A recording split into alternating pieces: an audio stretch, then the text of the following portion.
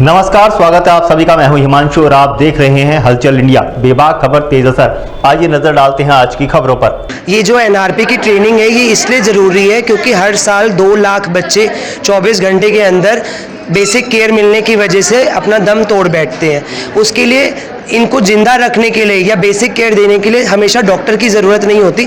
Sister या कोई भी इस चीज़ की ट्रेनिंग लेकर के उन बच्चों को जीवन प्रदान कर सकता है और ये हमारा अपनी कंट्री के लिए कंट्रीब्यूशन ही है, उसके लिए ये ट्रेनिंग थी। तो इसमें बेसिकली जो सिस्टर लोगों को हमने बुलाया गया था और उसमें ये सिखाया गया था कि अगर बच्चा जन्म के समय नहीं रोता है किसी भी कारण से, कि उसको आवल नाल के लपेटे आ गए हैं, उसने पॉटी कर दी है जिसकी वजह से उसका दम घुट जाता है, तो उस बच्चे को किस तरह से हम रिवाइव कर सकते हैं और उसको उस समय तुरंत रुला सकते हैं जिससे कि उसके दिमाग में ऑक्सीजन पहुंच सके और वो बेसिक सांस ले सके।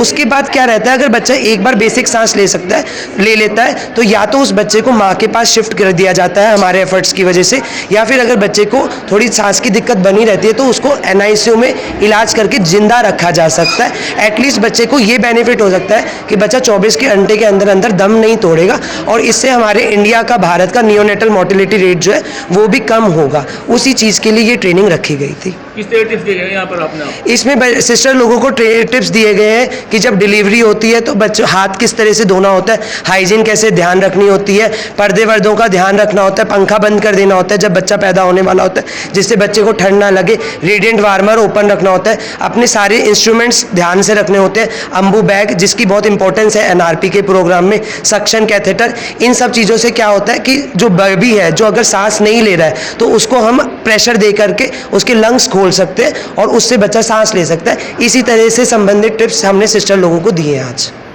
की कार्यशाला बेसिक थी, CHC और PHC की थी। आयोजन डिस्ट्रिक्ट पे हुआ। अब भारत विकसित भारत बन रहा है, अगली होगी एडवांस्ड, जिसमें हम इससे एडवांस स्टेप बताएंगे जो नीचे का पार्ट कवर नहीं हुआ है। ये एल्यूथाम जो है FRU बनाया गया CHC को। CHC बोले तो कम्युनिटी हेल्थ सेंटर, जैसे कि PHC होती है गांव में, CHC होती है 20 ब्लॉक पे, ब्लॉक हेडक्वार्टर पे, और डिस्ट्रिक्ट होता है जिला अस्पताल। जिला अस्पताल टर्शरी रेफरल केयर सेंटर होता है जहां से रेफर नहीं करना है। मुजफ्फरनगर जिले में वर्तमान में जो वर्कलोड है वो tertiary care centre medical college का लोड है। मैन पावर की कमी है, लेकिन हमें सीमित संसाधनों में ध्यान में रखते हुए अपना बेस्ट एफर्ट देना।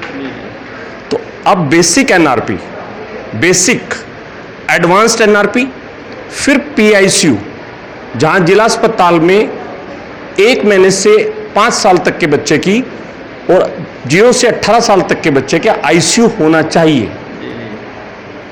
ये मेरी निवेदन है और इसी का ये है कि बेसिक से शुरू करके हम इसे आगे लेके जाएं। धन्यवाद। आज हमने NNF के सौजन्य से बेसिक NRP प्रोग्राम का आयोजन किया है जो बहुत ही बढ़िया रहा है। सभी स्टाफ ने, डॉक्टर्स ने बढ़ चढ़कर हिस्सा लिया है। यहाँ हमने कुछ चीज़ों पे बहुत ही विशेष ध्यान दिया, जिसे कहते हैं गोल्डन मिनट, जीवन के बाद के 60 सेकेंड, जहाँ हम बच्चों को, छोटे बच्चों को जन्म के बाद में जीवन सुरक्षा प्रदान करते हैं और उन्हें आगे एक अच्छा भविष्य दे सकते हैं। इसमें हमने वेंटिलेशन, वार्मर, वार्म चेन यानी बच्चे को गरमाइश देना, इन सब टॉपिक्स के ऊपर भी डिस्कशन किया है। मैं अपनी अथॉरिटीज़ का बहुत ही शुक्रगुजार हूँ कि उन्होंने हमें मार्गदर्शन दिया और कोऑपरेट किया, और हम कोशिश रहेगी कि फ्यूचर में भी हम, आगे भविष्य में भी हम ऐसे ही प्रोग्राम आयोजित करते रहेंगे। तो चला है आपसे विदा लेने का। कल फिर होंगे हाजिर कुछ नई और ताज़ा खबरों के साथ। तब तक के लिए दीजिए हमें इजाज़त। नमस्कार। हमारे YouTube और Facebook चैनल को फॉलो और सब्सक्राइब करना ना भूलें।